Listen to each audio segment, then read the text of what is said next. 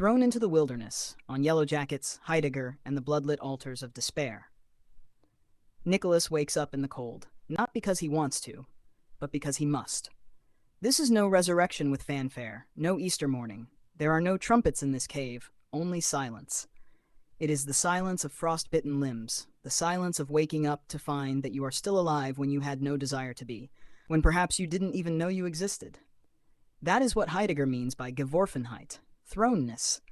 It is the condition of being hurled into a world not of your choosing, without orientation, without instruction, without the option of retreat. You are awake, you are conscious, you are alive, and you didn't ask for it. This essay stands between chapters 1 and 2 as a kind of theological and philosophical interlude, a moment to meditate on what it means to wake up in a wilderness that cannot be named, much less redeemed. For Nicholas, this is the frost-bitten edge of consciousness. For us, it may be a grief, a diagnosis, a decade of silence from heaven. For the girls in Yellowjackets, it was a plane crash in the woods, and yet all of us are there. We are not explaining Yellowjackets as much as we are testifying with it. The brilliance of that show is that it does not moralize. It does not explain. It witnesses the terrifying reality that when human beings are thrown into chaos, they will make cosmos by whatever means necessary. And that cosmos will likely require blood. The girls didn't want to worship the forest god, they didn't set out to eat each other. But the darkness didn't ask what they wanted. It just was. And so in the same way cults form in gulags and altars, rise in genocides, they built a logic around the horror, rituals, symbols, sacrifices, not to celebrate evil, but to survive it. Heidegger never wrote about girls in the wilderness, but Sein und Zeit, being in time, is nothing if not a manual for what happens when you come to consciousness in a place where God has been silent. For Heidegger, being is always being toward death, and death is not something that waits politely at the end of the story. It is with us from the first breath. We carry it like an infection. That dread we feel in the woods, or in a cave, or in a cold bedroom at 3 a.m., that's not death arriving.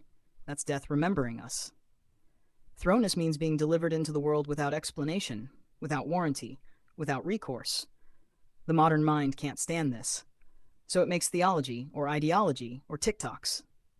But sometimes the only proper response to thrownness is liturgy. And in the woods, liturgy often looks like death. Christianity understands this, even if many of its adherents do not. The heart of the faith is not morality, but crucifixion. The church's central image is not a hero, but a corpse. Blood is not incidental, it is the point. And so we must confess, Christianity, like Yellowjackets, is a blood religion. The Eucharist is either cannibalism sanctified or the transformation of ritual into love. But either way, it's a table of terror and grace. Nicholas in the cave knows nothing of this yet, but his body does.